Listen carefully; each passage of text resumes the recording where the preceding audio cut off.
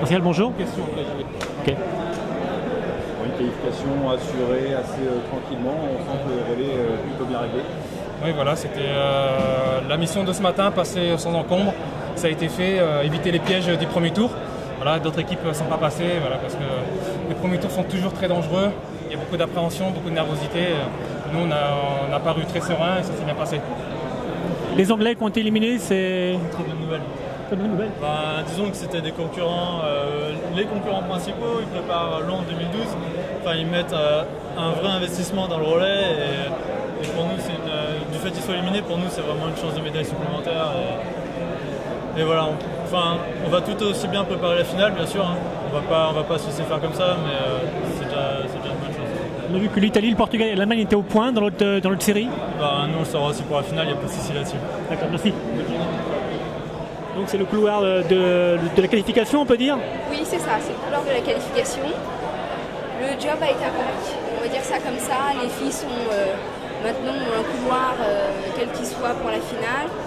Et puis maintenant, on va encore jouer notre rôle de second plan, de remplaçante. On va les encourager jusqu'au bout. Et puis en espérant qu'elles nous remercient avec la meilleure médaille possible.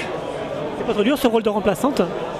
Non, parce que je pense que ça contribue au relais, c'est le jeu du relais. On a préservé les filles pour le 200. On a fait notre job, on était là pour courir vite et pour que la France aille en finale.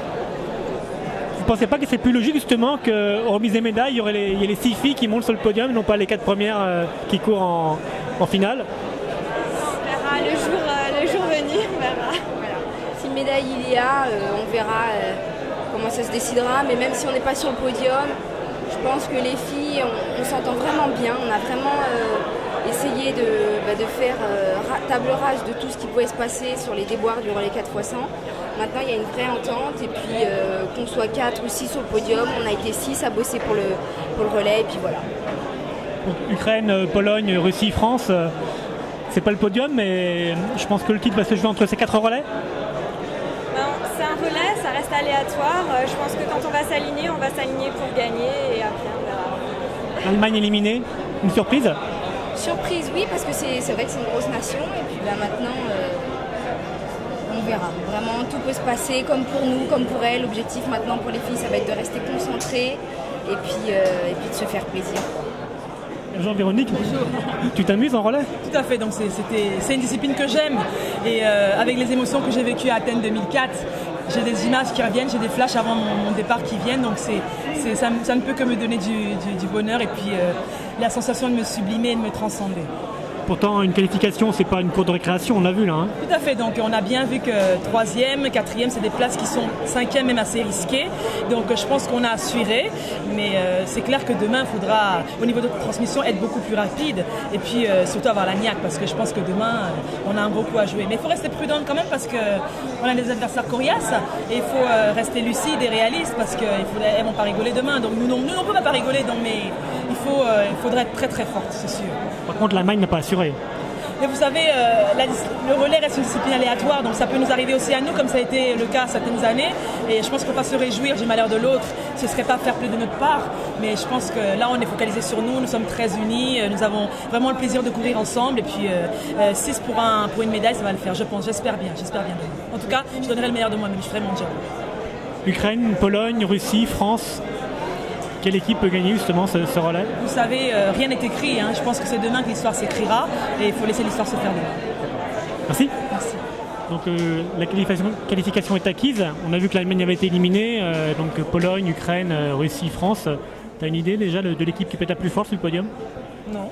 J'ai pas vu les autres courir. Moi j'étais concentrée sur ma course. Et puis de toute façon, on est là pour courir le plus vite possible et en tout cas de faire le meilleur relais possible. Bon, on a des filles qui courent vite, il faut qu'on assure les transmissions et puis ça devrait aller. Tu as connu beaucoup de générations de relayeuses donc en équipe de France. Comment tu situes celle-ci? J'ai pas pensé, je sais pas. Là on a quand même des filles qui sont rapides sur 100 mètres. Sur 200 mètres, peut-être un peu moins que les années où il y avait Muriel Urtis qui courait aussi avec moi. Mais c'est une bonne équipe. De toute façon, là je crois qu'on est dans une bonne dynamique et la bonne vitesse individuelle pour chacune, et donc ça va. Donc encore dernière en Ligue, comme souvent, donc on pense toujours à Budapest. Et toi, tu y penses? Ouais, j'ai une très belle ligne droite à Budapest. C'est vrai qu'elle était en Inde. Il y a eu aussi Paris où j'avais couru vite sur la dernière ligne droite. Donc bon, c'est vrai que c'est mon truc. J'aime beaucoup ça. Et puis sur le 100 mètres, je suis lancé. C'est mieux qu'un starting block. Et puis voilà. Bonne chance pour la finale. Merci.